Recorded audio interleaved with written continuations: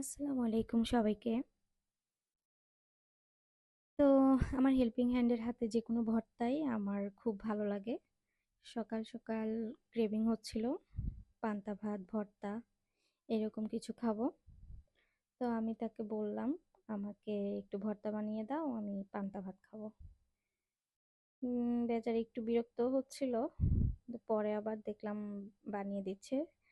সে বানাচ্ছে দেখে আমি মোবাইল হাতে দাঁড়িয়ে গেলাম। তো এখানে পেঁয়াজ, শুকনো মরিচ, ধনেপাতা এবং আগের দিনের এক টুকরো মাছ ছিল, সেটাকে ভেজে আহ, সবকিছু একসাথে মেখে সর্ষের তেল দিয়েছে। ভালোভাবে মেখে ভর্তাটা তৈরি করেছে।